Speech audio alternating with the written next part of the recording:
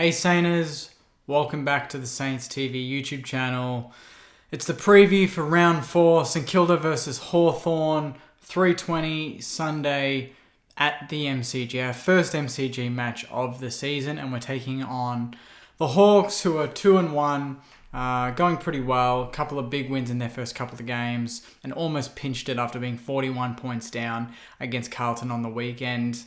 For us, we're on the back of a couple of pretty decent wins. Fremantle, we won over in Perth at Optus Stadium, and then obviously a couple of days ago, we had an amazing performance. Maddie's match Sunday at Marvel, a 64-0 third and fourth quarter, basically. Domination, Max King going nuts in the last quarter, the crowd going nuts. Our tall, standing tall, Rowan Marshall, Tim Membry, Jack Hayes, Max King, Paddy Ryder back in the ruck and looking really good. And then the run of Sinclair, Seb Ross as well, Steele, Crouch in great form, Gresham. There's a lot to like about how we're going at the moment. And this is another good test. It's on a ground that I think we suit. Playing on the MCG, I think this suits our style more than Marvel. We can run, we can spread. It's going to be a bit more uncontested because of the expansion of the MCG. It's not going to be so congested like it is at Marvel, although we seem to be getting used to that after the performance against Richmond. But now with Hawthorn, they're a whole different team to what we all thought going into this year. They were basically North Melbourne, Hawthorn, Adelaide, these sort of teams. Collingwood as well, tipped to be at the bottom of the ladder. They're all pretty much surprising. Collingwood could have been 3-0, should have been 3-0. Hawthorn could have been 3-0. So these teams have really jumped out of the blocks and are playing really exciting brand of footy. Obviously under new coach Sam Mitchell.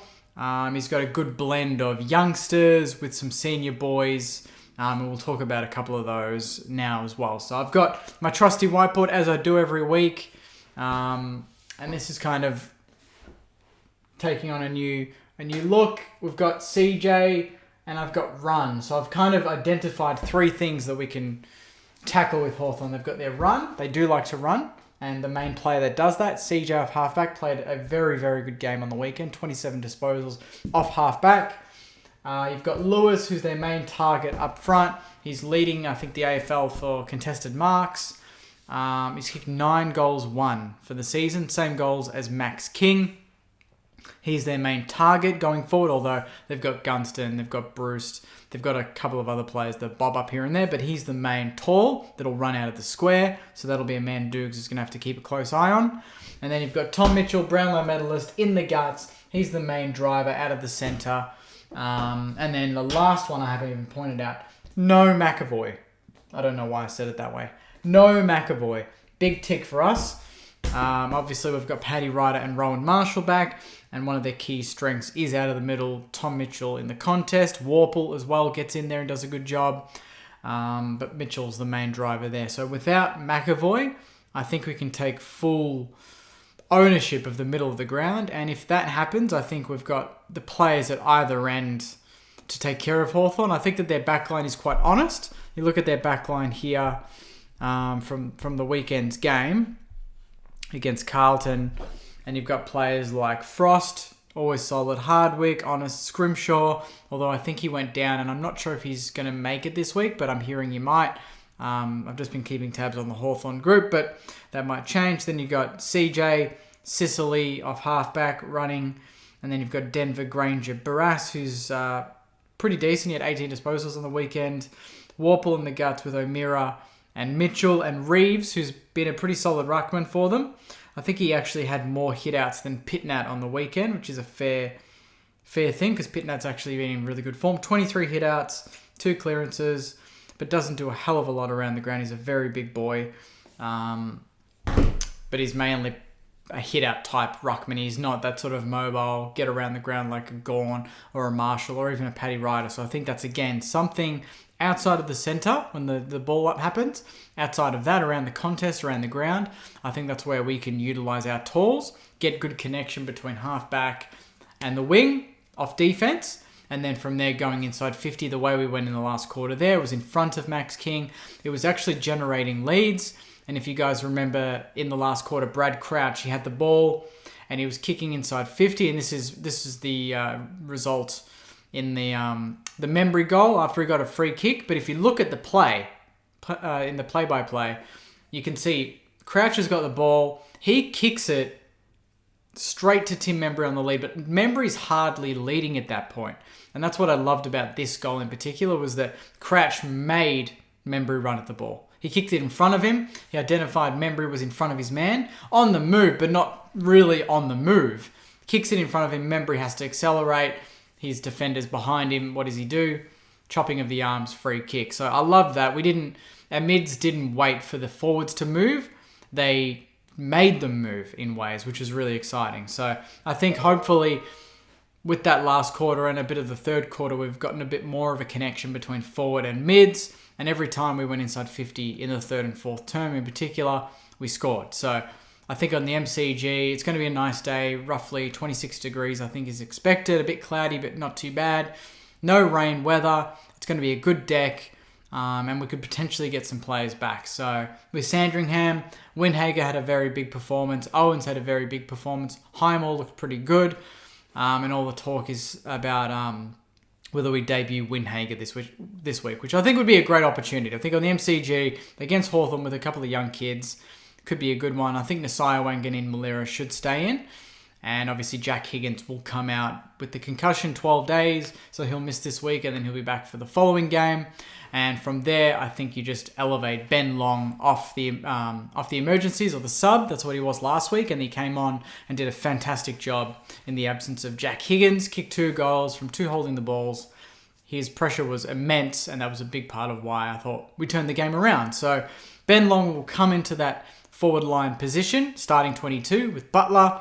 Higgins comes out, and then it really is dependent on what do we do after that. Do we bring in Windhager? Does that mean maybe we drop a Jack Hayes? Do we go a bit smaller?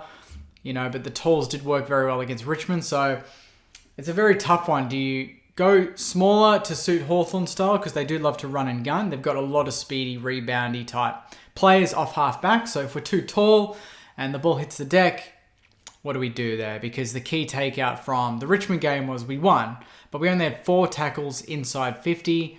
Against Hawthorn, you probably want more than that, but if you're marking it all the time, you're not going to get many tackles inside 50. So it's probably just what the coach is feeling on the day. But for me, I think it'd be exciting to debut Windhager on the G. I think he's building very nicely and had a huge game on the weekend, so you've got to reward that. But if the lineup is the lineup, it just shows how difficult it is to get into a winning team. So I think it's a good time now for us to go 3-1. Obviously, Hawthorn want to go 3-1 as well. This is a big game. We go 3-1 here. Then we've got Gold Coast. It opens up a little bit for us, Saners. So I think this is a critical game. I think Hawthorn cannot be taken lightly. They're one of the form teams. The way they went to Adelaide and annihilated Port Adelaide in front of their home fans, basically humiliated them. It was beautiful to watch. They were just ruthless. They played fast through the guts and isolated their forwards. A lot of the time, their forwards were one-on-one, on the lead, on the move, and they kicked goals from very easy positions.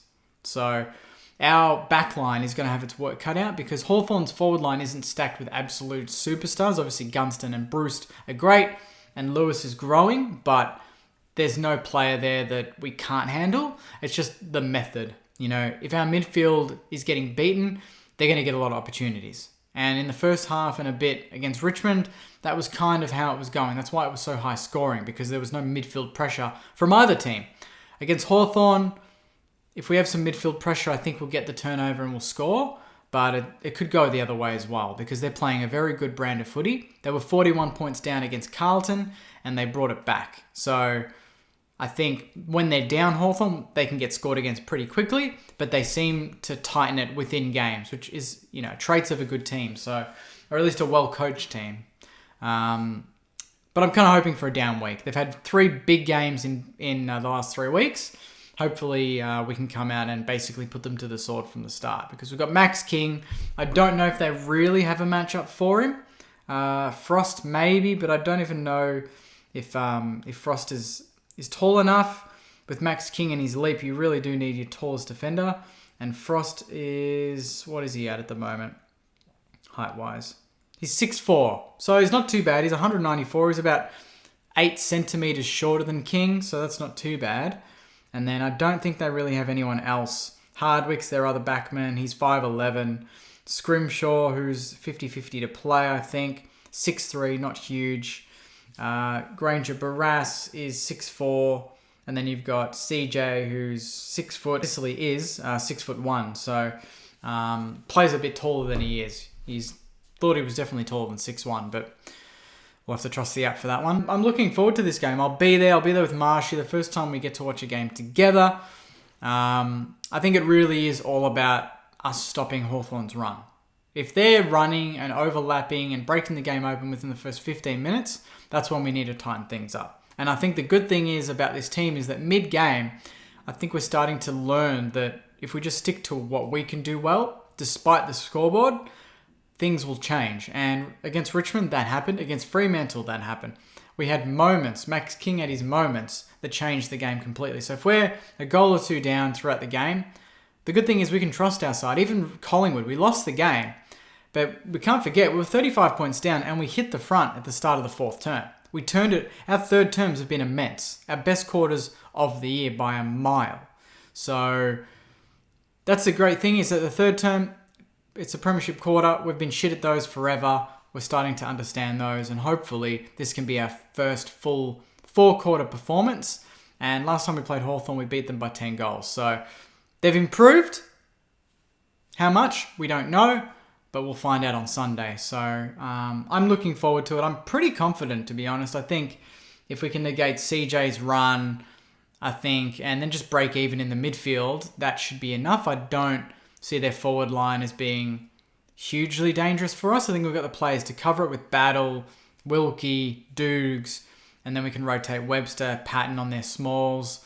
Sinclair can go back there. Brad Hill can go back there and rebound, although I'd like to see him on a wing or even at half forward like we did in the second half against Richmond. I thought that actually worked, and that should probably get the job done. But if we're serious about finals, these are the games we win. Despite how good Hawthorn are going, no disrespect to them at all. I'm very impressed with them, but these are the games we should be winning. And Richmond was a game we should win if we want to make finals. Fremantle was a game we should win if we want to make finals. Collingwood, round 1. I dare say if we play them round 4 or 5, we'd probably beat them. But because we got them in round 1, they came out guns blazing, energized, new season, new coach, new players. They just got us. So we've found form in the last 2 weeks. Now we've got to keep it going because Hawthorn will not be an easy beat. I'll leave it there, guys. Thank you for watching. I know there are some people that do miss the live previews, but I'll do them when I can. But there's a lot of the time, unfortunately, I'm a bit busy when the teams drop. So I quite like doing these because we can debate what the changes will be. I'd love to hear your thoughts on who your ins and outs could be. And that's something that the previous previews didn't get. We already knew the team and that was kind of it. No debate about it. So I quite like the debate factor. Hopefully you do too. I've got the whiteboard with my key notes. And if you're watching this and you're a Saint or you're not, and you enjoy the content, please hit subscribe. We're up to, I think, about 3,260 odd or something. And it's growing every day. And I'm always bloody amazed the support that this channel gets. So I'm really do appreciate it. The podcast is out. I've got my review, my player ratings all out from round 3 if you want to catch up on those as well.